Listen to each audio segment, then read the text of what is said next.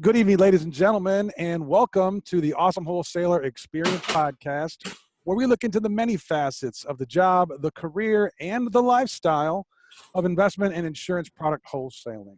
I'm your host, the creator of the Awesome Wholesaler Experience, and yours truly, Awesome Mike. Hey, everyone, today is a very special episode for me. Many of you know that I have some time in the military, and I was introduced to the guest today, that this fellow, and I had to jump on the opportunity to schedule him and let you meet him. Let me just dig right into his biography. Captain Charlie Plumb, Charlie Plumb. I almost said retired and plumbed together, sir. That's what it sounds like. Captain Charlie Plumb has lived what he believes to be the American dream. As a farm kid from Kansas, he fantasized about airplanes, although he felt certain that he would never have the opportunity to pilot one. It would be the United States Navy who afforded Plumb the opportunity to live out that dream. Now, after graduating from the Naval Academy, Plumb completed Navy flight training and reported to Miramar Naval Station in San Diego, where he flew the first adversarial flights in development of what would now be called the Navy, what would be called the Navy Fighter Weapons School, which, ladies and gentlemen, is currently known as, Top Gun. That's right. Take that, Tom Cruise. You should give Captain Plumb some kudos. Maybe he has over the years. You know, the next year, Plumb Squadron, the Aardvarks, launched on the aircraft carrier USS Kitty Hawk with Fighter Squadron 114 to fly the Navy's hottest airplane, the F-4 Phantom jet. Now, Captain Plumb's code name is Plumber, of course. Charlie flew 74 successful combat missions over North Vietnam and made over 100 carrier landings. Let me read that again, folks. Flew 74 successful combat missions over North Vietnam and made over 100 carrier landings. Now, on his 75th mission, just 5 days before the end of his tour, Plumb was shot down over Hanoi, taken prisoner, tortured, and spent the next 2,103 days in an 8-by-8-foot cell as a prisoner of war. During his nearly 6 years of captivity, Plumb distinguished himself as a pro in underground communications. He was a great inspiration to all of the other POWs, and he served as their chaplain even for 2 years. Following his repatriation, Plumb continued his Navy flying career in the reserve squadrons, where he flew A-4 Skyhawks, A-7 Corsairs, and F-18 Hornets. His last two commands as a naval reservist were on the aircraft carrier USS Coral Sea and at a fighter wing in California. Very cool. He retired from the United States Navy after 28 years of service, and his decorations include Silver Star, Legion of Merit, Bronze Star, and 2 Purple Hearts, Air Medals, Presidential Unit Citations, POW Medals, Vietnam Service Medal, Republic of Vietnam Campaign Medal with 1960s device, and of course a Combat Action Ribbon. Since his return home, Plumb has captivated more than 5,000 audiences in almost every industry around the world with stories that parallel his POW experience with the challenges of everyday life. To this day, Captain Plumb continues to fly left seat at every opportunity. In fact, Bill Backrack revels in the time that he spends with you in the air, Captain Plumb.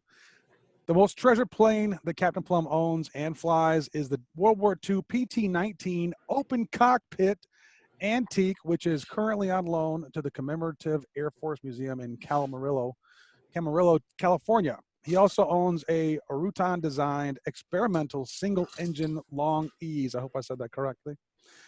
Captain Plumb autobiography, I'm No Hero, is in its 35th printing. That's the one that I have. Captain Plumb has appeared on Larry King Live, Nightline, and several other network TV and radio stations. His 4th of July speech is in the Congressional Record. Captain Plumb was awarded the top 10 speakers in America by Meetings Magazine. And in 2010, Captain Plumb was inducted into the National Speakers Association, CPAE Speaker Hall of Fame. And finally, Captain Plumb, you have reached the summit by being a guest on my humble little show today. Thank you so much for coming on board. How are you today, sir? Thank you. Awesome. I have reached the summit here, right along with you. You and I are at the pinnacle. There's just no place to go from here. You know, That's a great way to look at life. If you can celebrate every day, and you're going to tell us a lot about this as being the summit, even if it's in that day, that's a great way to live, a great attitude. I have to ask So you a question though. in your intro, you said, that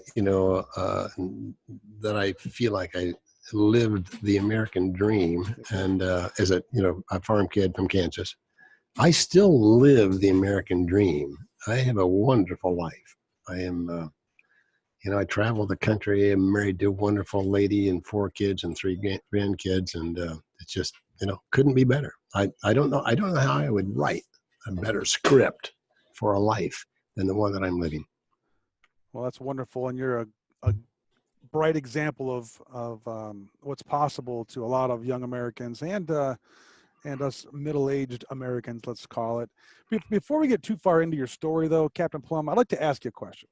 And as I was doing my research and really learning all about you, this kind of came to me, and a lot of the people that are on the line today or that are viewing in, they're traveling salespeople on the road, staying at different hotels.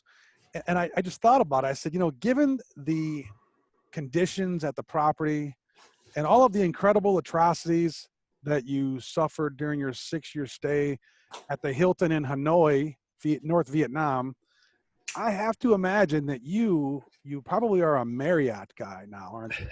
I am.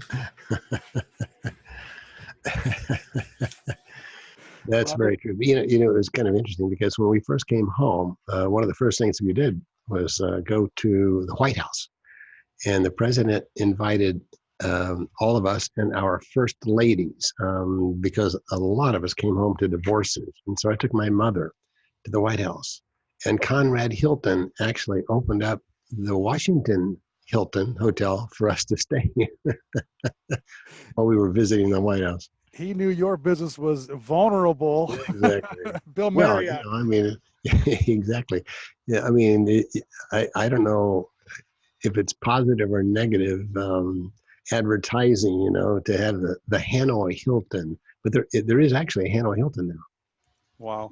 In downtown Hanoi. That is very interesting. I'd like to start off and introduce your history to the audience and talk a little bit about, how you became, Charlie Plumb. I know that you grew up in Kansas, and to kind of fast forward, you had a couple of inspiring coaches that really, I really felt like they dropped some gold into you. The first one was Coach Clancy Smith, a doughboy, World War I veteran. You mentioned he still had shrapnel in his leg. And he said something to you, which I've heard before, so I'm sure that he probably heard it as well. But it was something to the effect of, after a losing season. In fact, could you tell us the story? I think you know the one I'm referring to. Sure. This is grade school basketball, and it was in a very small town in Kansas. And so we played other small town teams, and we were just ragtag. We didn't have uniforms or anything special at all. And but we were competitive and we wanted to win, but we didn't have a very good team. And try as hard as he would, Coach Smith just couldn't bring out a winning team in the last game, which would be the last team he'd ever coach. We wanted to win for the coach, and we didn't. And so, sauntering off to the locker room, here's one 13-year-old lad, and the coach comes up from behind, and he still had shrapnel in one leg, so he limped, but he still caught up with me. And I felt his arm over my sweaty shoulder, and I looked at the coach. Then I guess my head was down and my shoulders were rounded, and I said, "Sorry, coach, I guess this team's just a bunch of losers." He did not accept that, and he squeezed my shoulder and sunk his fingers into the flesh and said something he didn't want me to forget. And he said, "Son, whether you think you're a loser or whether you think you're a winner, you're right." And I've heard it said before in different ways as well. And so it wasn't really original, I suppose, to the coach, but it sure was that day to me. And I asked him about it the next day at school. I said, I'm not sure exactly what that meant, coach. And he said, look, in 4 or 5 years, you're going to come back to me and you're going to be in high school and you're going to drop out because the teachers picked on you and nobody was your friend, and you couldn't, you couldn't take the pressure. And then you're going to come back to me in 10 years telling me that you married this lady and she turned off bad and you had to divorce her, but she was the reason you failed. He said that the difference between success and failure in your life is not the things around you. It's the choices you make about the things around you. And you can choose to be a winner, you can choose to be a loser, and you can choose to give away that choice. So, and that, that was very meaningful through the rest of my life, and still is today, as a matter of fact. The whole idea, and I think that's one of the big challenges that we have in our society today. Everybody's ready to point fingers at everybody else and never really take the responsibility for their own actions or anything else. And sure, you can't control the inputs to your life, but you can certainly control the way you respond to those inputs. Yeah, Coach Smith, you had an opportunity to plant that seed into your fertile mind. It's an interesting dynamic that a coach or a leader or a mentor has on a child with that fertile mind, as opposed to someone who's got a few layers of cement buried in there. And your high school coach, Bob Johnson, he was well, you can tell us about this too, but he was a pilot and very influential to you as well. Tell us about how Bob Johnson influenced you, and maybe how it got you into all this mess in the first place. He had been a Navy pilot in World War II, and so he would tell us stories, about the aircraft carriers and landing on aircraft carriers, and so I was fascinated, by this guy, and primarily how humble he was, because he'd been a combat pilot, and and now he's a coach. And I suppose he was an inspiration to me, just to know that, hey, if he could do this, maybe I could too. And he encouraged me to follow my dreams and try to make them a reality. Now, at the time, as you said in the introduction, I'd never ridden in an airplane and didn't know that I'd ever be able to ride in an airplane. And so it was way out of context for I'd never been out of the 4 states of Kansas, Nebraska, Iowa, Missouri, never seen the ocean.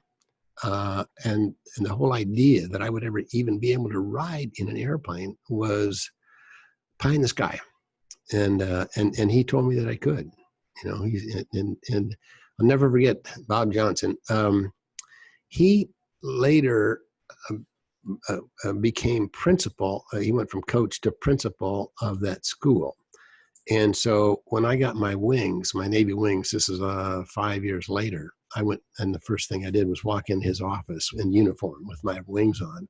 And the poor guy started to cry just to see me all winged up. So, I suppose that we don't know. You and I really don't know the people we touch, because I was never able to go back and tell Coach Smith, thanks. Now Johnson lived for a long time, and so I continued to communicate with him. But the people we touch, and then the folks that they touch because we touched them, I mean, it's an enormous responsibility you and I have, and sometimes kind of scary to me, because you don't know how you're going to affect these people. Sometimes in my speeches, I will have people come up to me afterwards and quote something that I didn't really say, but something that they needed to hear at the time. I was speaking to a bunch of investment bankers in Tucson, Arizona. This has been many years ago. This is when AIDS was first coming about, and people started understanding what AIDS was. And the ballroom cleared, and I could tell kind of out of the corner of my eye, somebody was waiting to talk to me, and it happens fairly frequently. And it was so with just this guy and me in the ballroom, and he's got tears in his eyes, and he said, Captain Plumb, you really got to me in that message. And he said, I've got to tell you something only my doctors and my lawyers know. He said, I have AIDS, and I'm terminal. He said, and just as you talked about waking up every morning, hoping that would be the day that the Marines would break down the gates and you'd be set free, he said, every morning I get up and go to the newspaper and hope that there's a cure to my disease.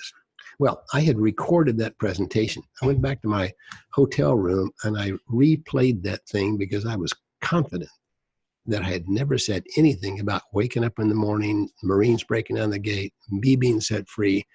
But that's what he needed to hear at that moment in time. And so, sometimes even as good as we think we are and as effective a communicator we can be, and this is certainly true, in sales and wholesaling, and and certainly in your FAs, you just really never know how you're going to touch that prospective client. And so, yeah, I mean, you do the best you can, but sometimes there's no way to measure it. It's interesting. They do say, and I'm sure you've heard this stat before, that only 7% of the message we communicate are the words we use. Mm-hmm. The rest of it is all of the. So you might have actually said that without actually saying it, and that fellow for sure was looking to hear that. Yeah. So yeah. Congratulations with that. And excuse me for that. Let's talk about, so you come home, you got your wings, you toss them on Coach Johnson or Principal Johnson's desk, and you kind of transitioned there, and then you went off to Miramar because you were waiting to get assigned to your carrier. And you had a little fun here. This sounds like a terrific time. I've had the occasion to play the opposition force in my military career, and it is some of the best times shooting your buddies up. Yep. Especially when it's only practice. Can you tell us about Miramar and how you made Tom Cruise so famous? Well, Paul Krukey and I had been together through flight training, and we were good buds.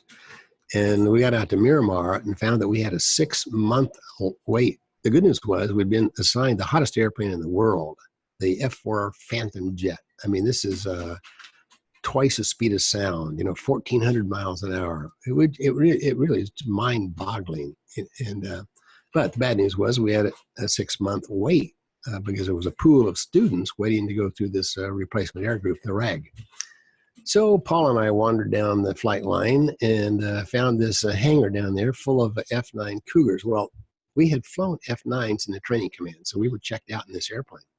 They were using this airplane as an instrument training machine where they were two-seaters, and so the student would sit in the back under a hood. You had a hood to blank out anything you can see. You couldn't see anything at all. All you had was instruments, and so the whole idea was the instructors in the front and students in the back under the hood, and then you simulated flying through the Super.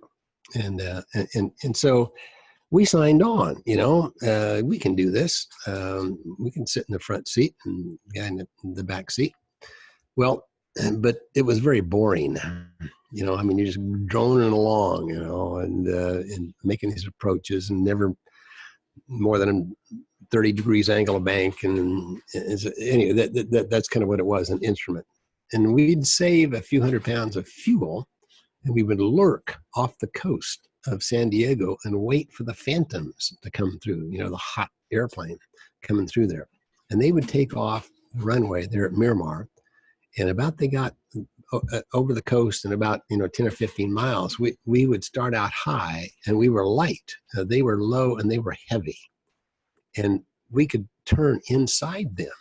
And so we just had a ball. We'd show up in our Snoopy goggles and our white scarves and high fives or whatever we did at that time. And it was really a lot of fun until one day we came back to the radio room. On the bulletin board it says Plumb and Krukey report to the commanding officer of the F-4 Squadron immediately. Well, we thought we were toast. So here's two guys in sweaty flight suits. We'd just come off of this mission, where we had been the adversarial guy, and we just killed the opposition. And we're pounding on the door of the commanding officer of the F-4 Squadron. And so he said, "Come in." We opened the door, and here is this guy, old guy. He must have been at least 35. He was over the hill, and he's got glasses on, and he looks over the top of his glasses at us, Now he's in a sweaty flight suit too, okay, which should have been our first indicator. He said, "You, the two guys out there in the F9s chasing around the Phantoms?" Yes, sir, we were. We're braced up. And did you follow a Phantom through an entire loop? Yes, sir, we certainly did. He said, "Did you have your gun sights on that Phantom the entire time?" We said, "Yes, sir, we did." He said, "You know who was in that Phantom?" Wow. He said, "I just got back from Vietnam." He said, "We're getting killed over there. Our kill ratio is terrible." He said, "And you guys looked an awful lot like MiGs back there when you were on my tail." He said, "You want to go do that again tomorrow?" And so for the next several months, Paul Krukey and I showed up. We had to go early because the F4 is such a fast airplane, and the F9s were fairly slow. But we'd launch about 30 minutes and get out to 80 or 100 miles off the coast and turn back in and have these head-on fights, with the F4s. Now, the problem, of course, was the F4 was never designed as a dog-fighting airplane. In a Cold War, we thought we needed to fly high and fast and shoot the missiles and kill the Russian bears and make a very slow turn back to the carrier. Then we got in this war where we were using Korean War and World War II tactics, and the airplane and the pilots were not ready for that. And that's how Top Gun got started, and it worked. They from those days, then they made a syllabus within the replacement air group. It was just part of the training, and then a few years later, it transitioned into its own entity, its own squadron, its own Navy Fighter Weapons School, the Top Gun. So that's how it all began. Yeah, it's interesting. As I was reading that and learning that, they've mimicked that in the movie, multiple scenes.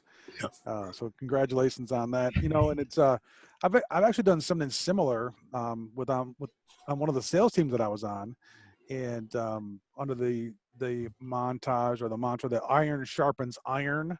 Mm-hmm. And so we put together a little bit of a round robin of peers, and we called it Iron Night, to where you go up and you present in front of your peers, and they play OP4, and it's a great way to to perfect your skills and sharpen your swords. So you finish up there, you have your time, and then you get assigned and you go in country. And how long was your tour supposed to be? I mean, you did 100 landings on a carrier, you did 75 missions. How long is a tour, or was it back then? It depended on the schedules of the aircraft carriers and how many carriers you had. So, but we were expected to be gone for 9 months. Okay. And then another carrier would come over and relieve us on station, and we'd go home. Gotcha. And so it was. But of course, as you well know, in a combat situation, there's lots of changes, and so. But my flight, the 19th of May, 1967, was just 5 days before we were scheduled to leave the line, and we all knew that. Yeah. And that may have been one of the problems. Statistically, the last few days that a soldier's on, in the field or pilots in the air, the last few days before you're going home, you get, I don't know, you get a little complacent. And I could actually see that, and looking back on it after many years, kind of wonder if that complacency might have added to my getting shut down.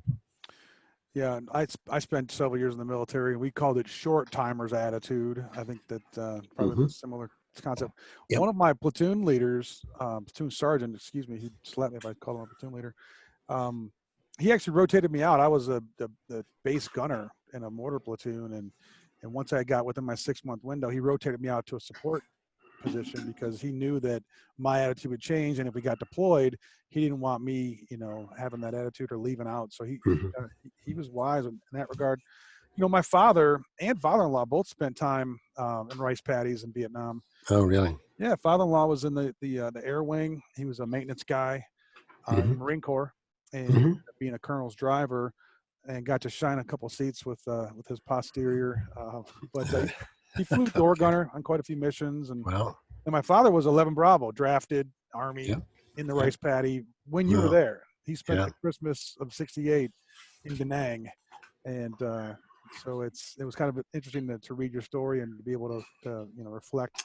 They're both still alive and healthy and Army as ever. So Well, tell them thanks for their service. I You know, will we used indeed. to support those guys. When we couldn't get up north, we'd fly down south, and it was some of the toughest flying I ever did because we knew we had to get close to be effective, but not too close. Start to singe their mustache, and so it really was very sensitive missions that we were on when we were doing close air support for the Marines and the Army.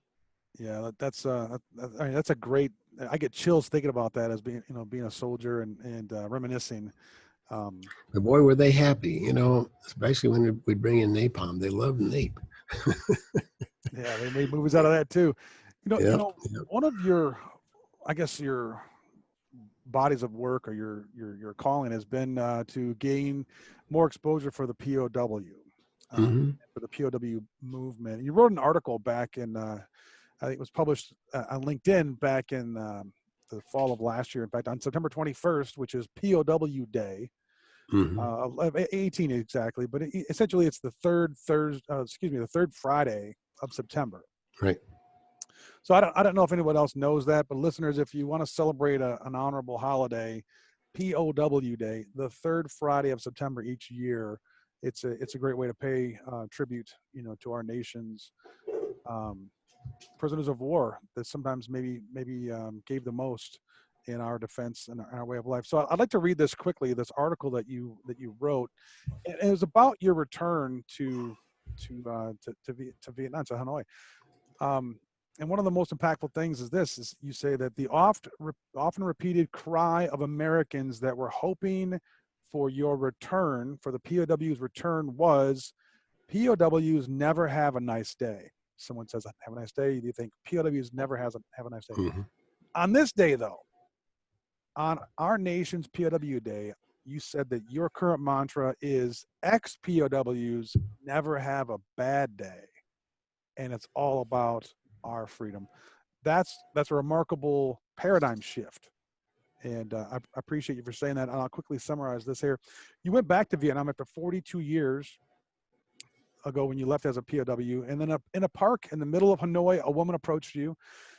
You could see that she was about your age, and she had a black bag slung over her shoulder. Want to buy a postcard? She asked you in very good English. She was on crutches, missing her entire right leg. I told her I'd buy a postcard and asked if she'd tell you her story. I'm trying to go first person, third person here. I'll just read the article. We sat down on a park bench. How did you lose your leg? I asked. She answered, linebacker 2. I was surprised that she used the secret code word for the massive B-2 bombings B-2 bombings that forced the North Vietnamese to the peace table. She said that she was 15 years old. And then you asked her, you said, I commented that she spoke excellent English, and why wasn't she employed as an interpreter or museum guide in the city? She responded, oh, my government would never give me a permit to do that. They don't want to cripple representing Vietnam. And at that moment, that reality struck me that two very similar individuals scarred by the same war were living such different lives. I fly 2 airplanes, have 2 boats, and a life of luxury, and she ekes out a meager living selling postcards in a park. And the difference is the environment. In my country, I have the opportunity to achieve my dreams, and hers, she is in prison as restrictive as the Hanoi Hilton. On this POW day, I'm thankful to have served in a nation which continues to give me the freedom to live the life that I choose. Captain Plumb, that's awesome. Appreciate you writing that, and that is inspiring not only to me, but I think to everyone. Can you take us back a little bit and tell us about your experience as a POW? And I kind of want to guide the walk through it. It's very interesting. What I noticed as I was reading about your stay, sir, is that you kept cracking jokes and making light of the situation, making fun of the situation. And I tried to think back. I was never taken prisoner and never, faced the atrocities. But for some reason, we seemed like like the fun wasn't as vigorous as what you, and you had this in the face of these such serious situation, you kept making the jokes. You were teasing these peasant children. Okay, they had captured you, and they had put the sack over your head and were dragging you through and picking at you. And you could see these kids though, and you said that you would tease them. You'd slump forward, and then you would jerk back towards them, and they would gasp. Can you tell us, how did you keep such a good sense of humor and be playful in such a time of crisis? It became fairly evident early on that we had a choice, just like my coach said. We could cry about a situation, or we could chuckle about a situation, and we found that it was a lot healthier to chuckle about it. And it was amazing. I remember times in that prison camp where my stomach would hurt because I was laughing so hard about something that somebody else said. We had jokes. We'd tell jokes, and just tapping on our walls with this secret code that we used, and we got so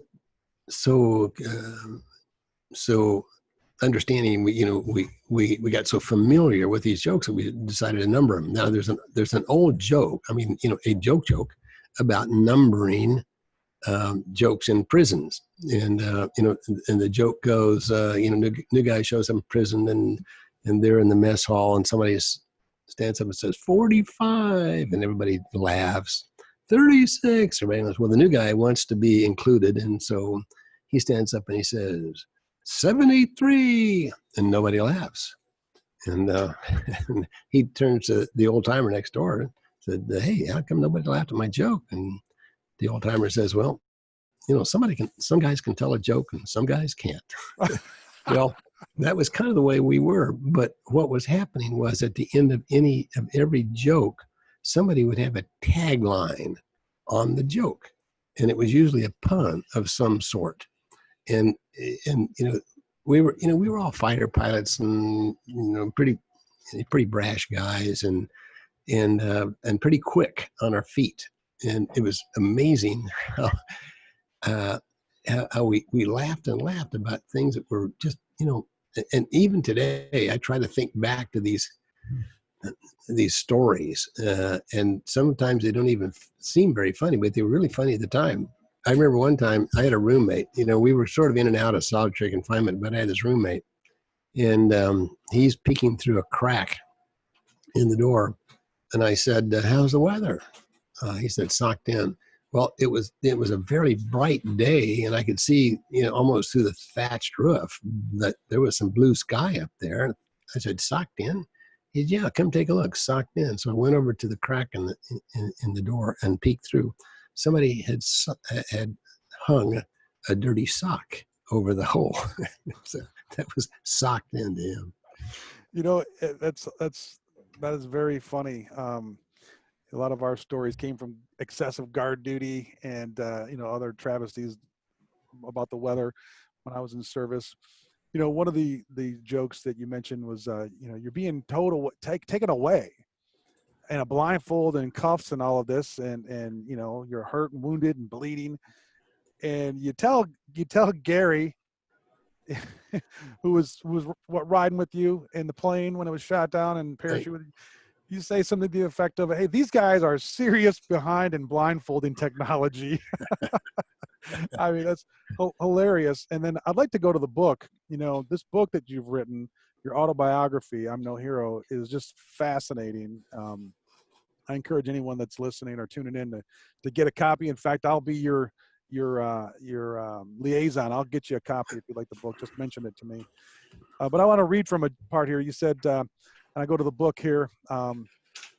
One miserably hot afternoon in the summer of 1967, my conversation with Kay, who was your roommate at the time, was disrupted by a lilting song originating from outside our cell wall. The voice was tender and beautiful. I knew that a bath area was only a short distance from our wall, and not having seen a female for a long time, I sprang to the window. My hopes were encouraged as the sweet fragrance drifted into our stale cell. Although the crack in the wood was at such a poor angle, I could not see the bath area well. I peeped anyway. A pair of dainty feet stepped into view. Hey, I whispered to my mate, come here. Both of us now had our eyes glued to cracks, muttering, come on, to ourselves as the feet moved back and forth. A small, shapely hand placed a pink bar of scented soap on the ledge.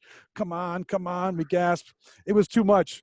I thought of all those teasing, neon down camera angles of the 1960s movies, and in color, bright red bikini panties fell to her feet. The siren song continued. We breathed harder. Closer. She came closer. Her knees, her thigh, his. How utterly disgusting. Yes, there he was, a Vietnamese soldier waltzing around wearing nothing but that perfume. That is comedy at its best, sir. And it's true. It took us a while to understand how effeminate, at least from our point of view, how effeminate these young soldiers were. And they did. They wore perfume and wore little pink panties, and it was something else. That is mind-boggling here. I thought it was very, very humorous how you continuously recollected the humor in the situation, and it is very healthy and helpful. I think that's also part of the reason why such a large percentage of the POWs went on to live extraordinary lives, as opposed to normal soldiers that returned that didn't do so well. We'll talk about that a little bit more in depth in a moment. But I want to bring up a point that you made. And even before that, can I ask you a question? Did you ever have anyone developing Stockholm Syndrome? Not really. The Stockholm Syndrome, for those who aren't familiar, is prisoners that fall in love with the captors for what reason, one reason or another.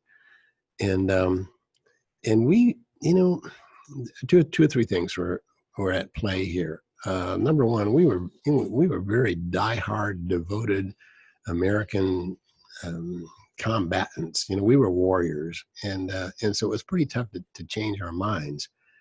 And the other part was they were very unsophisticated when it came to to basic psychology, and so they tried to brainwash us the way they were brainwashing their own people, and they could do it pretty well.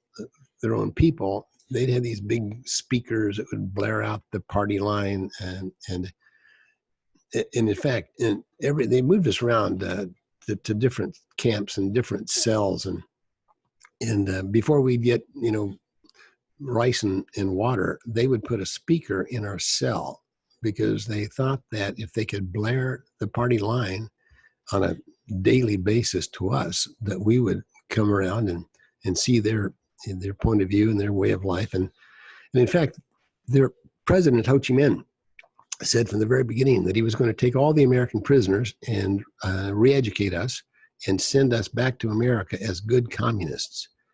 That's what he was trying to do. But he was doing it in such a way that was actually so simplistic and even humorous. We'd get a big laugh lots of times out of their attempt to brainwash us with just phenomenal kinds of things. I mean, out of sight kind of stuff that they would come up with. They would, tell us how unpopular the war was, back in the United States, and that 300,000 students were marching at the University of Kansas in Lawrence, Kansas. The whole population of the town wasn't 300,000 people. So, so I never knew of anybody who had the Stockholm Syndrome, because I guess our level of sophistication was so different. Now, having said all that, I have to say that in a lot of ways they had more natural intelligence than we did. They were pretty much right out of the jungle in a lot of ways. They could outthink us, just from an animalistic point of view. Remember when any any uh, any of their soldiers would get into trouble. Maybe one of us would take a punch at one of the soldiers of the guards, without any verbal communication at all. These other guards from around the camp would just start walking, sometimes running toward the problem. They could sense things that we couldn't sense, and so they had a lot of internal intelligence, but not very much sophistication in the ways of trying to convince us that we were supposed to go over to their side. I recognize that a bit, and I thought about that. These are, even though it's the Hanoi Hilton, they're still guards, and their prisoners are not only college graduates, the great majority, but Naval Academy graduates, and some of the smartest men in the world, really. Young, athletic, sophisticated, and you had a esprit de corps. So I was hopeful that Stockholm syndrome didn't creep in because of your unity, because of the leadership, because of the things that that Stockdale and the other leaders had kind of created, along with yourself, that were in the camp.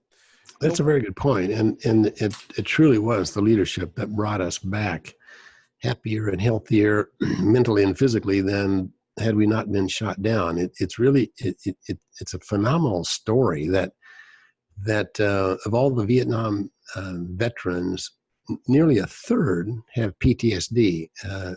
In fact, 30.6%, as a study was done 3 or 4 years ago. Of the prisoners of war, 4% of us have PTSD. And the folks that know a lot more about this than I do, the psychiatrists and psychologists and people that study these things, believe that it was because of our leadership. They are guys like Jim Stockdale and Jeremiah Denton and John McCain. These guys turned the whole thing around. They changed the focus. They would not let us whine. They said, "Wait a minute, we're warriors. We're not on the defensive here. We're on the offensive." And it was kind of hard to imagine that at first, but it brought the unity of that team of guys that couldn't see each other or talk to each other or discipline each other. It brought the unity that gave us the strength, to not just to combat the enemy, but to survive and even thrive through a difficult situation. Yeah, it's a wonderful, wonderful testament to leadership as a philosophy, as well as to the the American fighting man's spirit. You tend to oftentimes look at the inverse of what people would think. For instance, PTSD, you mentioned, post-traumatic stress disorder. Well, you guys coined a phrase called post-traumatic growth. And maybe Nietzsche helped out a bit with that, but the experience of allowing what didn't kill you to make you stronger. One of the quotes that you laid down was, "Never forget, we only get so many struggles in life, and it's a terrible thing to waste any of them." That's very true. Marvelous words, Captain Plumb. How'd you come up with that in such dire situations? It wasn't because of the thought process. It just actually evolved. I remember maybe 3 or 4 months when I was into the prison camp, and we were tapping on the wall and passing around Bible verses and patriotic quotes and poems and anything to keep our minds active. And one of the quotes that I got was this. It said, "Acid does more harm in the vessel it's stored than on the subject it's poured." And what that meant to me was that, yes, I can have all this anger and bitterness and vitriol within my body, and it's not hurting the enemy at all. It's hurting me. And I thought to myself, I think I'm going to live through this, but if I die, they're going to have to work for it. I'm not going to kill myself, with all this negative juice that's going through me. And so I pledged at that moment to keep things on the positive and to take this challenge and make something from it. And I kind of knew at the time that there would be some value in the pain. And of course, that's, one of the things that I say that I talk about today, in my talks is, hey, in every adversity in life, regardless of what, there's some kind of an opportunity in there. And the key, the key is it's a puzzle. The key is to solve this puzzle. Where is the opportunity within this challenge? And so, yes, so we came back and we're sort of poster boys for this PTG, and it's gaining popularity. In fact, there's a bill in Congress now to ask the VA hospitals to come up with this PTG program, because lots of times they're treating what they call this disorder or this disease, not really realizing that adversity really can be of value if it's treated properly. And so I'm involved in several veterans groups. Probably the one that I'm most involved in is called Boulder Crest, and it's kind of a camp where guys with PTSD will come there, and we turn them around, and it's very successful, just because we really believe that there can be growth through stress. Yeah, there's I've heard the phrase distress versus use stress, and actually making some good use out of that stress. You mentioned your keynote presentations, and I think that's really where a lot of the audience members, whether they're national sales member or leaders, or they're heads of broker dealers, or even if they're going to sponsor an event, they can call on you to deliver some of these terrific presentations. You have many to choose from. In fact, I'll mention the website later, but I'll do it now. It's charlieplumb.com. Folks can go in there and kind of check out all of your work. But one in particular I want to ask you about, though, is the one on teamwork. And you mentioned that in a world where downsizing forces us to do more with less, packing parachutes can mean the difference in survival, yours and your teams. And before I turn the mic over to you, one of the quotes you had was that you marveled in how the military teams can function without talking to each other. They have the ability to do that. And it's not through osmosis, it's through training and communication. How can a sales team develop this packing parachutes mentality and the I guess the streamline or the ability to communicate without having to literally talk to each other about every situation? Well, let me tell you where that phrase came from. Several years after I came home from Vietnam, I was in a restaurant in Kansas City. And a couple of tables over, a guy kept looking at me. I didn't recognize this gent, but he stood up and he came over to our table. And with a very serious look on his face, he pointed at me. He said, "You're Captain Plumb." And I said, "Yes, sir, I'm Captain Plumb." He said, "But you're that guy. You flew jet fighters in Vietnam. You're a fighter pilot." He said, "Part of that Top Gun outfit, and you were on the aircraft carrier Kitty Hawk. You were shot down. You parachuted in enemy hands, and you spent nearly 6 years as a prisoner of war." I was somewhat dumbfounded. Here's this guy who's telling me my life history. I said, "How in the world did you know all that?" He said, "I'm the guy that packed your parachute." Oh my. Well, it was, best I could do was stagger to my feet and then reach out a very grateful hand of thanks.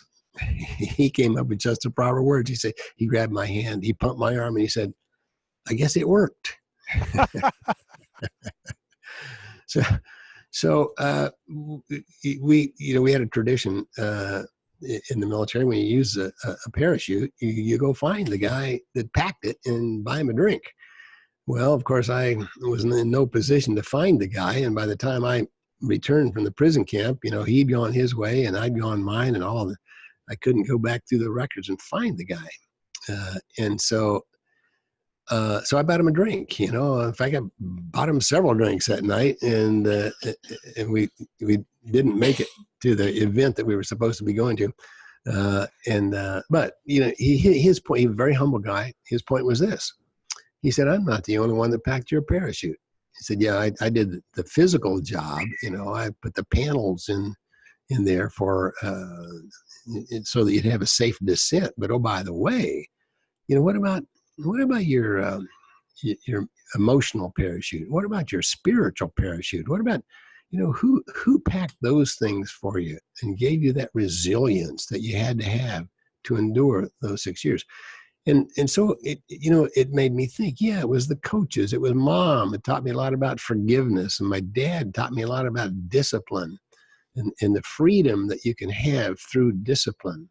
And it was, brothers and sisters and my wife and all of the people who had touched me had packed my parachute.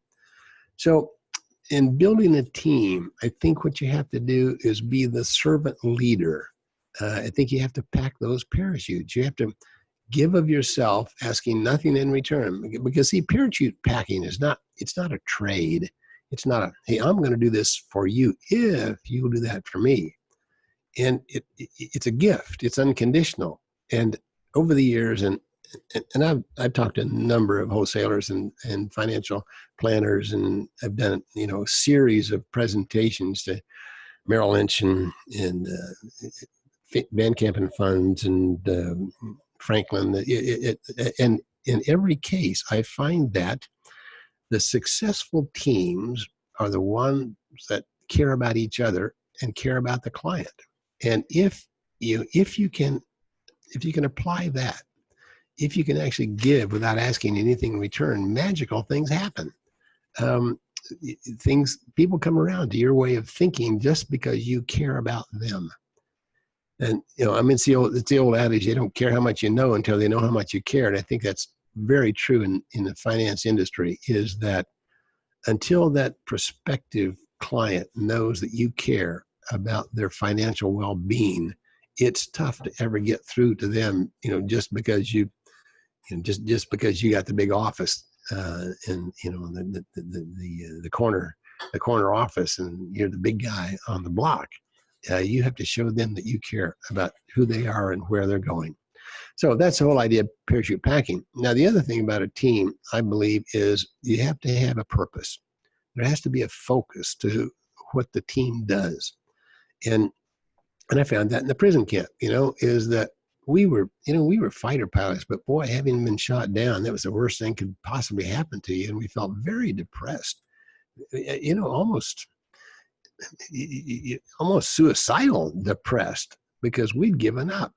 We were fighter pilots. Fighter pilots are not supposed to give up. That's not in our DNA. That's not our training. And we felt guilty. How in the world can I ever go back to my squadron mates, my other pilots that weren't shot down, and tell them I failed in my mission? And so when we got in the prison camp, our leaders there, best leaders I've ever seen, as a matter of fact, turned this whole idea around. Wait, we're not victims here. Nobody was as strong as they wanted to be. That, oh, by the way, we still have a war to fight, and we will fight until our last breath, to make this thing work. And so the team was set up, centered around this purpose. And I see this in companies all the time, is that companies that have a mission statement, that have a vision of where they're going, that have a stated values that they're centered around. That's the way you build teams, is around these things that you can't necessarily measure. And sometimes you can't even define what it takes to build this team. But if you can, if you can really care about the other members on your team, pack those parachutes. And then if you can, come up with this anchor, this purpose, this reason for being, that I see those teams are the most effective in all industries. Wow, that was awesome. That team mentality and fighting for the man, for the person to the right and to the left of you is such a universal grounding bedrock cornerstone of success. The North Vietnamese tried to trick you guys, and they tried to offer you safe passage. Hey, if you sign this thing, whatever, then you can go home. And I can only imagine, the temptation to free yourself from this pain, from this agony, just by doing this simple act. However, you guys would not do it. And, John McCain was made famous for this. And the reason why you didn't do it, though, was because and in fact, you actually witnessed it.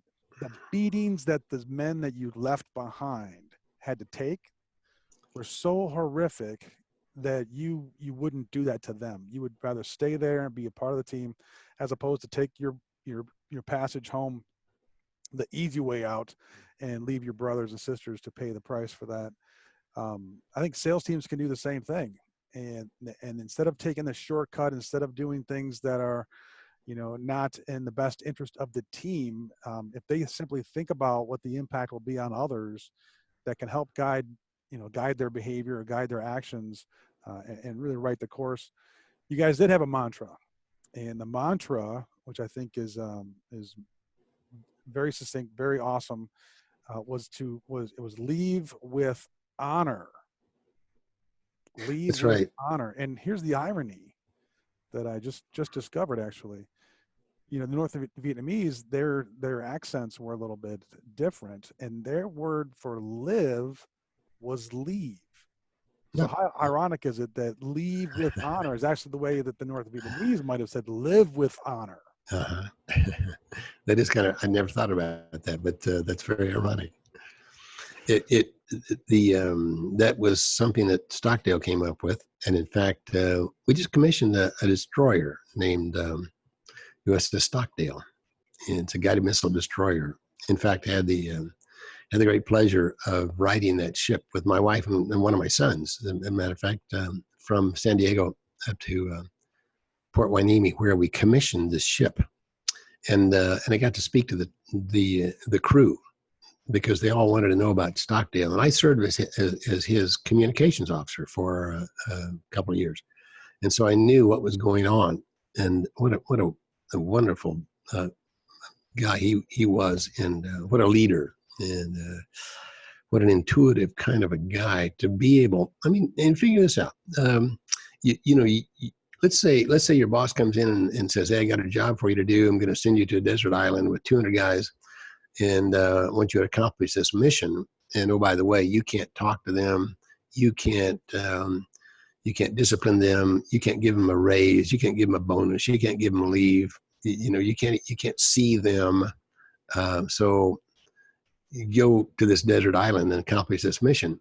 And that's exactly the leadership challenge that these guys had in the prison camp. So they couldn't see us, they couldn't discipline us, they couldn't do anything. And so they had to approach this thing that we're talking about. They had to care for us. They had to model for us the way. And the leaders, these guys were beat up far more than us junior guys because the enemy knew that they were trying to organize. And so they'd beat these guys up, and these guys would take the beatings and just jump right back in leadership positions. And so, and then to develop this purpose, that yes, we were warriors and we weren't on the defensive, and no whining in the prison camp. That was kind of amazing that they turned this whole thing around. And I believe the same thing is true, in corporate America and in financial institutions, is that, yeah, sure, we got a job to do, and sure, we're trying to make a living, and sure, we're trying to make a return on our investment, whatever it might be. But by the way, to put a team together and to really achieve far more than the sum of all of our parts, that we are better together, because we do have leadership, and we do have unity, and we do have a purpose and a vision and a set of standards, that we live by, and that's what made it work. It was just almost magical the way that plays out when you apply the basics. Yeah, I love it. And I've had the good fortune of being able to have leaders that could do that, and then also to see many that were promoted beyond their position. Yep, we've seen that. I appreciate your time today, and I want to definitely streamline as much as we can, but I'm really enjoying our talk here. One of your more popular, and I guess maybe impactful to me, presentations is about these mental prisons. And you say that we all get into our own mental prisons where, we're prisons of our fear of inadequacy, We are prisoners of our fear of failure and of our failure. Excuse me, I'm just butchering this terribly. We're prisoners of our fear of inadequacy, our fear of failure, and our fear of success. And you talk about a few different concepts on there: blaming others for your problems, how you react to your surroundings, believing that there's a value in adversity. In one in particular I really appreciate is for the philosophy that if someone's doing something that it offends you, that it's actually your problem. Can you address this idea of mental prisons that we put ourselves into? Absolutely. I sort of use the metaphor that the first cell that I was in was 8 feet long and 8 feet wide. And I am convinced that you can be in more of a prison with the 8 inches between your ears than the 8 feet between those cell walls. And I found that to be true in the prison camp and in everyday life. We restrict ourselves. It's not intentional, obviously. In fact, it's almost human nature. You know, when we fall short, we start blaming everybody else for the problems and feeling sorry for ourselves and deny that we have any control of our destiny. You know, and it's debilitating. It's destructive to think that you don't have any control, because I mean, the very basis of life, if if you have a pulse, if you can fog a mirror, you have a choice. You can choose a smile or a frown. You can choose happiness or sadness. You can choose profit or loss. You can choose health or sickness. But you can also choose to give away the choice. How do you give away your choice? Blame somebody else. Now it's their choice. Feel sorry for yourself. You go into this mentality, this that I've been offended. I'd like to strike that word from the dictionary. That to be offended. Well, the only way to be offended is to accept what somebody else is doing to you or saying about you. You have to accept that in order to be offended, and that's kind of hard. Wait a minute, wait a minute. But it's just normal human response. When somebody offends you, to respond to that. No, it really isn't.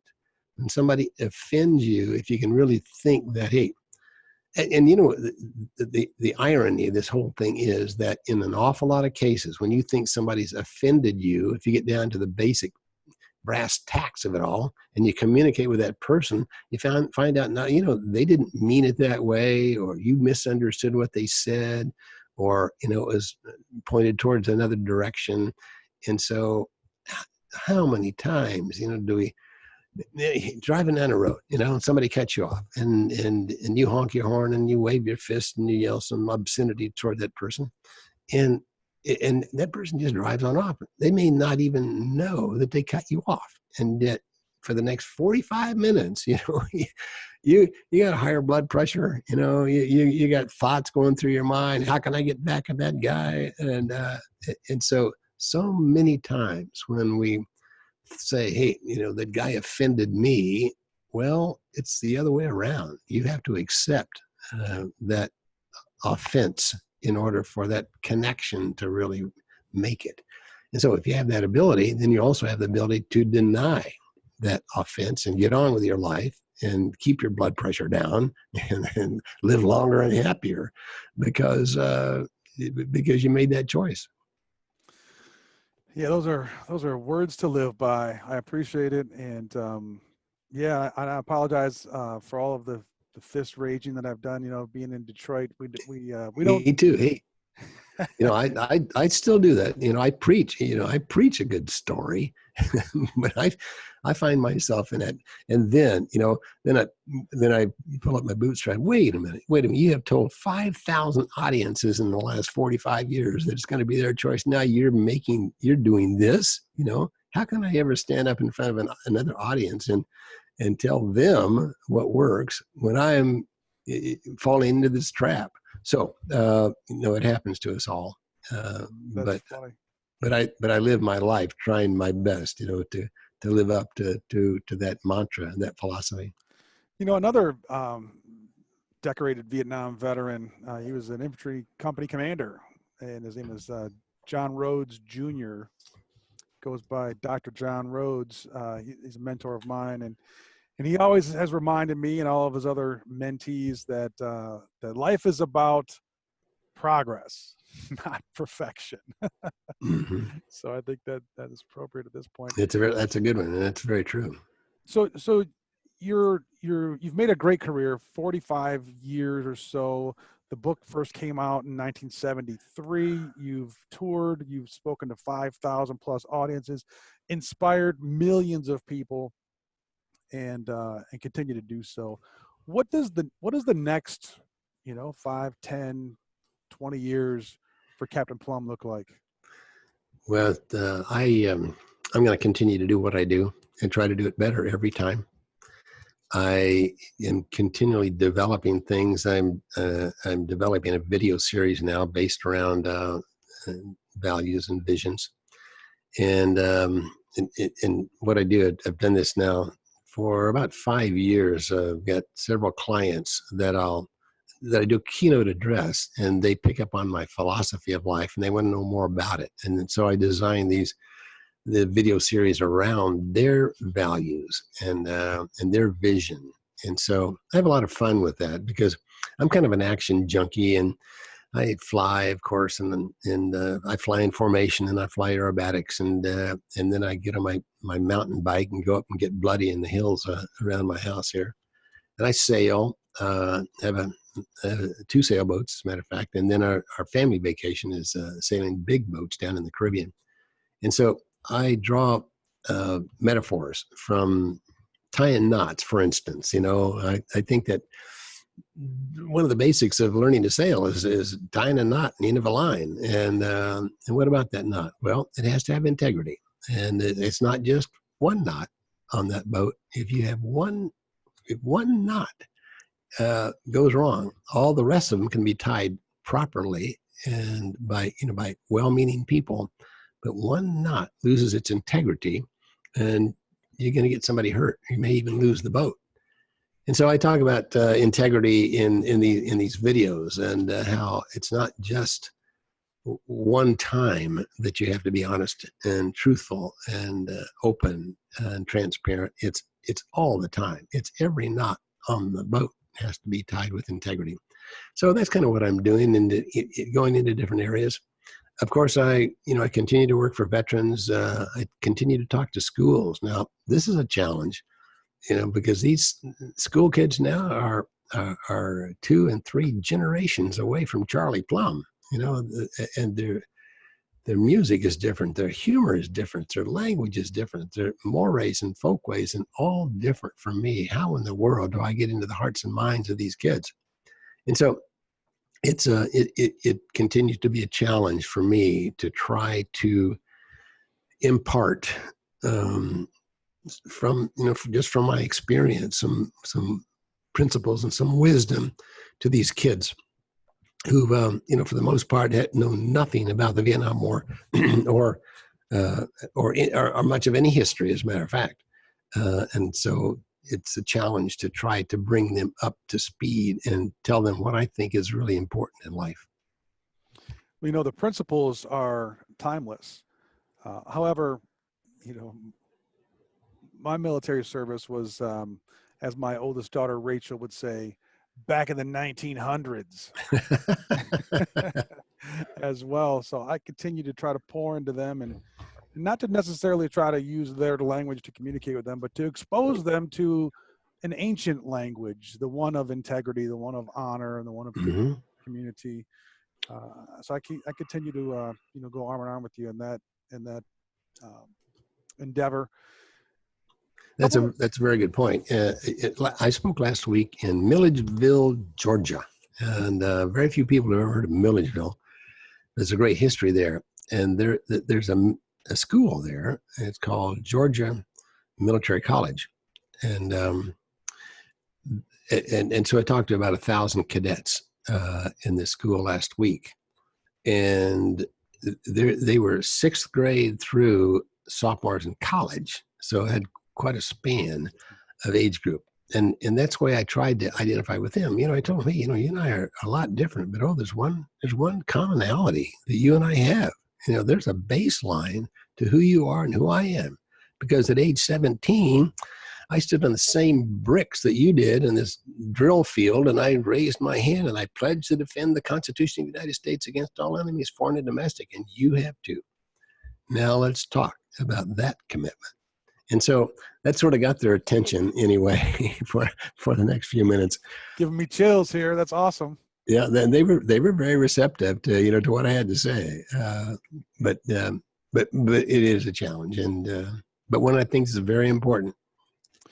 Well, I'll also echo and maybe offer for your consideration that when your group was coming up and you guys came out with this thing called rock and roll, it was going to ruin the world, so. Yeah, no. My dad said, he really seriously thought that rock and roll and, Elvis and shaking his hips and all of the disgusting direction that we were going in life. So somewhat generational, I think. Indeed. Speaking of that, I'd like to transition here. We're coming up to the home plate. I have two signature questions, which I hope you'll find amusing and interesting. I'd like to ask you. Okay. And the first one is, Captain Plumb, what advice? Let me just phrase it this way. Let's say that you pick up the telephone, and on the other end of the line is this polished, spit-shined, just graduated from the academy, Charlie Plumb. Was that make you like 22 years old, 23 years old? Yep. And so young Charlie Plumb answers the phone, and you have 5 minutes. What advice would you give your younger self? Good question. One of the first things I think I would tell myself is, hey, keep track of those folks that are meaningful in your life.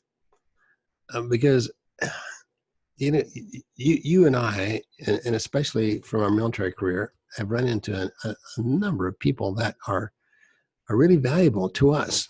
And yet I never kept track of a lot of those guys. I mean, yeah, there are a few of them that I see once in a while, but there are an awful lot of them that I'd like to communicate with because and in fact, I'd like to tell them thanks. I'd like to hook up with these guys, and it can be done today. It was more difficult, when I was growing up and going through the military, because you had to do it in pencil and paper and manual typewriters. And today, you can get online and find these folks. But I think that would be one thing I would tell myself is to, stay close to the people that are meaningful to you. I think I would tell myself to read more. I wouldn't change very many things in my life if I had to go back and live it again. But there's so much to be learned through biographies of other people, and so I think that would be one of the things that I would recommend to my 21-year-old self. I guess I was 21 when I graduated from Annapolis. And, I would say, get into the books, find out how other people lived, and even, back through history, find heroes that lived 300 and 400 and 500 years ago or 2,000 years ago. Find the Greeks, and study those guys, because, as you say, so much of philosophy today is forever. It's enduring. It started a long time ago, and it will continue for a long time after you and I have gone. And if you can tap into those baseline philosophical tenets of the heroes of the past through reading, through investigation, that's one of the things that I would say to myself. I think being honest with yourself and with everybody else. But sometimes I think we talk ourselves into believing things that we know really aren't true. Now, I'm a positive thinker, and I believe in thinking, that the glass is half full, not half empty. That's for sure. But sometimes I think we can positively think ourselves out of reality. And that was another thing that Jim Stockdale did for us, was he said, we're hurting, we have a challenge here, and we can define this challenge, and we know pretty much what it is, then we know pretty much it's painful. But oh, by the way, having said that, we truly feel that we can emerge from this prison camp better, physically and mentally and emotionally, emerge better than when we came in. And so, I believe in reality, searching for the truth, and not allowing yourself to kid yourself into thinking that something is not really true. Terrific. That's got to be one of the best answers that any guest has given. Thank you for that. Okay, thanks. Second question, and this is a little more fun, but it can be very serious. Captain Plumb, if you could choose any superpower to have, which one would you choose, and what would you do with it? Oh boy. Well, I don't know. Superman sure had some interesting abilities, to fly, with his cape, jump tall buildings in a single bound, and and see through things. That would be a pretty nice superpower as well. So yeah, I think that would be my guy. Spider-Man. That always looked kind of painful for me to stretch out, that far. But Superman flying through the air would be my superpower. That's terrific. That's terrific. Captain Plumb, sir, thank you for being on the show today. Thank you for your many years of inspiration and education that you deliver with your presentations and your very positive and helpful advice. We all appreciate you and your work, and we wish you much fortune and success both now and in the future. And if I can go back to the book one last time, final quote from the book that I really enjoyed was this, and I go to the book: "My nation is a skinny kid who climbs on his bike before dawn to sling newspapers. My country is a librarian who sits behind glasses with pencil and hair and is quick to find answers to my question. My homeland is a truck driver who smiles down from his cab and signals me through the intersection. My America is a personal friend, and I am proud to serve her." Captain Plumb, sir, thank you for your service, and bravo Zulu. Hey, using Navy terms. Absolutely. Thank you, Mike. You're awesome. I appreciate you saying that more than you know. If you'd like to contact Captain Plumb, he's on LinkedIn, of course, virtually everywhere on the internet. His website is charlieplumb.com. You can contact him for speaking engagements. He will surely be an awesome presenter for any team or audience. As we say on the Awesome Wholesaler Experience podcast, it's about the journey, and Captain Plumb, we wish you well on yours. I look forward to seeing you again soon. Thanks, everyone, for tuning in today. And if you haven't done it already, go ahead and hit that subscribe button and that little notifications bell, too, so you'll be notified every time that we release a new episode. Awesome ratings and reviews are never expected, but always appreciated. Thanks again, everyone, for tuning in. Thank you for supporting the show, and thanks for being awesome. Good night, everybody.